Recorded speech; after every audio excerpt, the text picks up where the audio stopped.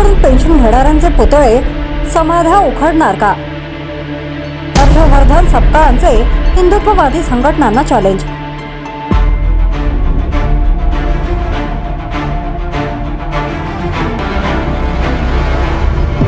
औरंगजेबाच्या कबरीवरून महाराष्ट्राचे राजकारण चांगलेच पेटले आहे.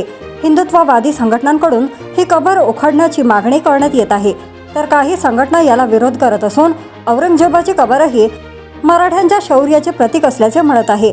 मुख्यमंत्री देवेंद्र फडणवीस यांनी औरंगजेबाच्या कबरीचे महिमा मंडन सहन करणार नसल्याचा इशारा देखील दिलाय. या सगळ्या पार्श्वभूमीवर काँग्रेसकडून हिंदुत्ववादी संघटनांना चॅलेंज करण्यात आले आहे. क्रूर इंग्रजांना मदत करणारे, इंग्रजांचे हस्तक असणारे, इंग्रजांकडून पेन्शन घेणारे काही जण होते. देशाला स्वातंत्र्य मिळता कामा नये अशी भूमिका घेणाऱ्यांच्या काही कबरी, पुतळे, समाध्या या महाराष्ट्रात आणि भारतात आहेत. त्या तोडून टाकण्यासाठी विश्व हिंदू परिषद, बजरंग दल भूमिका घेणार आहेत का, असे चॅलेंज काँग्रेस प्रदेशाध्यक्ष हर्षवर्धन सपकाळ यांनी दिले आहे.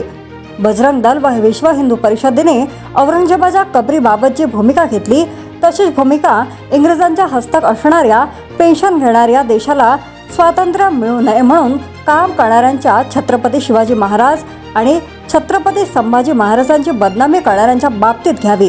त्यांचे पुतळे, स्मारके राज्यात आहेत, त्याबाबत सरकारने भूमिका जाहीर करावी, असे आवाहन देखील हर्षवर्धन सपकाळ यांनी केले आहे.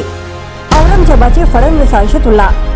हर्षवर्धन सपकाळ यांनी मुख्यमंत्री देवेंद्र फडणवीस यांच्या कारभाराची तुलना औरंगजेबाच्या राज्य कारभाराशी केली होती. त्यामुळे सपकाळ यांच्या विरोधात कारवाई करण्याची मागणी भाजप नेत्यांनी केली होती.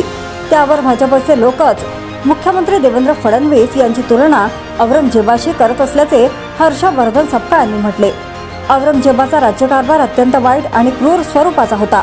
राज्याची परिस्थिती पाहता या संदर्भामध्ये देवेंद्र फडणवीस यांच्या सरकारचा कारभार आणि औरंगजेबाचा कारभार सारखाच असल्याचं विधान मी केले होते. त्यात कुठल्याही प्रकारची चूक नाही, असे देखील सपकाळ यांनी सांगितले होते. तर तुम्ही अजूनही YouTube चॅनलला सबस्क्राईब केलं नसेल तर ते लगेच सबस्क्राईब करा.